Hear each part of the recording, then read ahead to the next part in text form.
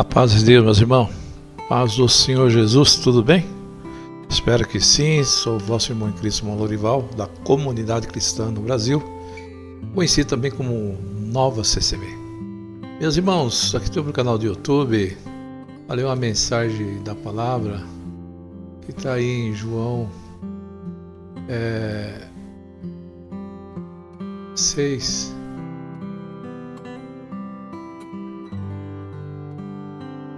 Está escrito assim: depois disso partiu Jesus para o outro lado do mar da Galileia, que é de Tiberíades, e grande multidão seguia porque via os sinais que operava sobre os enfermos.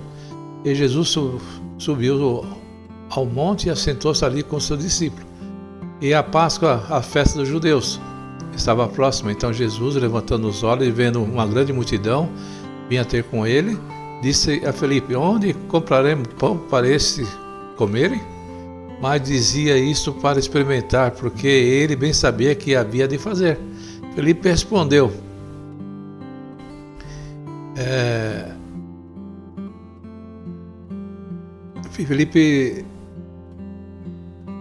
Então Jesus, levantando os olhos, vendo a grande multidão, vinha com ele, disse a Felipe: onde compraremos para esse comer pão?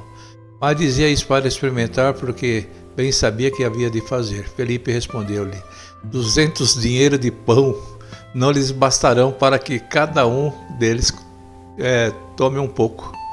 E um dos seus discípulos, André, o irmão de Simão, Pedro, disse-lhe: está aqui um rapaz que tem 5 pães de cevada e 2 peixinhos. Mas que é isto para tantos?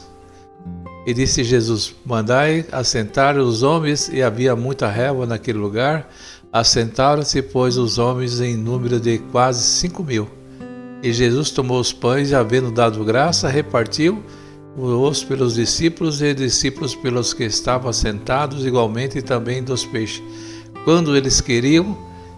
E que, quando estavam saciados, disse aos discípulos: recolhei os pedaços e sobejaram, para que nada se perca.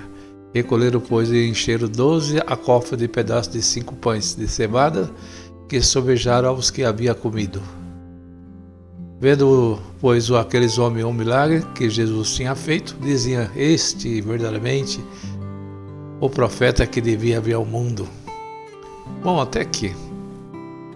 Meus irmãos, o ser humano, no mesmo tempo de Jesus, seguia ele pelas coisas dessa vida, pela aparência, pelo alimento, né? Tendo Jesus um poder miraculoso, fez essa multiplicação de pães, as pessoas se maravilharam e acharam: esse é o profeta que há de vir, né? Porque vai fazendo esses prodígios, essas maravilhas, transformações aí dos pães em milhares de pães para essas pessoas. Esse sim, porque, irmão, pensa no ventre. Quantos são assim nos ministérios, irmão? Segue um ministério por causa do ventre, por causa da, vamos dizer assim, da prosperidade, por causa da melhoria financeira. Quantas pessoas são dessa maneira, irmão? Segue a Jesus, mas com interesse nas coisas dessa vida. E nós devemos seguir o Senhor, mas interessado na vida eterna, irmão. Na vida eterna. Porque Jesus tinha um poder grande. Jesus fez até um teste. Era a Páscoa, né? O dia dos judeus.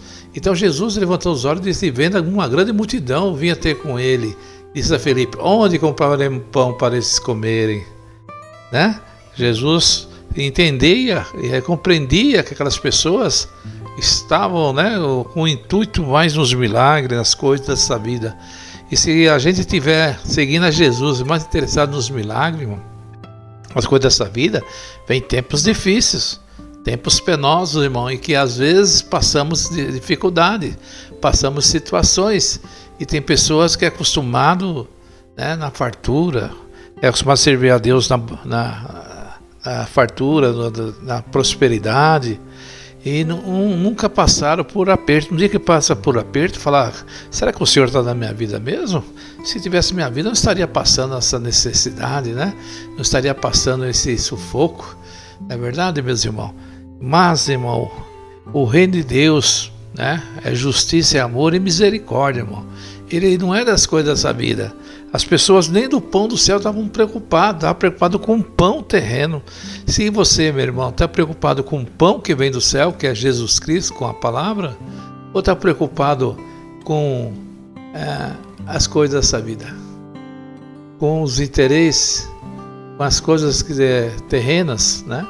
Porque muitos seguem o Senhor, né, de vista, né? Segue de vista, mas interessado nas coisas que ele possa possuir, que ele possa ter. Quantas pessoas seguem o ministério interessado em homens, outros interessados em mulheres, não interessados na salvação. Outros seguem o Senhor, mas com egoísmo, querendo ser o melhor. É uma pessoa, vamos dizer assim, prepotente, acha que é melhor que os outros, acha que é mais santa que os outros. No caso do jovem rico, falava com arrogância: bom mestre, que eu farei para ter a vida eterna? E quanto sangou ele, irmão? Prepotentes? Senhor, eu tinha feito desde a minha meninice. Eu sempre tenho guardado a lei, dou o dízimo, faço isso, faço aquilo, aquilo outro. Mas quando Jesus falou: vende tudo que tem, me segue-me, entrou uma tristeza nele. Quem sabe tem pessoas com tristeza porque seguir a Jesus está difícil. Seguir a Jesus não está vindo pão do céu. Pão, né? Pão que eu estou falando, irmão, já é as bênçãos materiais, né? Que tem pessoas que servem a Deus porque Deus promete um carro lá no púlpito, uma casa no púlpito, promete sinais, curas, prodígios, maravilha lá no púlpito. Deus vai entrar, vai fazer, vai acontecer, vai virar o papel que está embaixo do poicinho, vai virar o cativeiro, vai entrar na sua vida, Deus vai abrir um portão, né? Deus, você vai fazer isso, vai pisar na cabeça da serpente, aqui você não vai ser mais você vai ser por cabeça, vai ser mais por cauda, né? A grandeza, esses tipos de palavras de triunfo, irmão, agrada muitas pessoas, né? E essas coisas são conseguidas com trabalho. Tem pessoas que têm, mas dá duro, né? Juntou, outros vêm de herança de família. E nem todos vêm nessa vida para ter uma vida farta. Eu sou crente, eu estou próspero, eu tenho dinheiro. O outro é crente também, mas não tem. Mas eu venho de uma tradição, eu venho de uma, vamos dizer, de bens adquiridos por herança. Ou eu tive oportunidade nessa vida, sobre isso aí, aproveitei, cresci. Porque isso acontece, irmão. As coisas, é interessante. Um bairro, irmão, tem uma área comercial. Tem lugares na área comercial que a pessoa abre um comércio, ele prospera. E se ele abrir esse comércio 100 metros para trás, já não prospera. Que é o ponto-chave ali. Então tem pessoas que foram felizardas, abriram num local que deu certo, que prosperou, cresceu, enricou. Outros tentaram, faliram, né? Por quê, irmão? Porque tudo nessa vida tem a sua estratégia. Tudo nessa vida tem os seus projetos. A parte financeira também, para você prosperar, tem os seus projetos, tem suas metas. Tem pessoas que estudam, se formam, ganham um salário até razoável. Outros já não estudaram, mas investiram, entraram em comércio e prosperaram e hoje são ricos. E dão até emprego para quem é estudado e ele não é tão estudado. A vida é questão de oportunidade, irmão. Esforço próprio, brilho próprio. Agora, o que é do céu é para todos.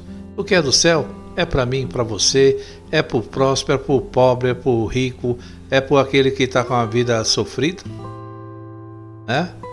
E que é do céu, irmão, é para todos. Jesus reparte por igual.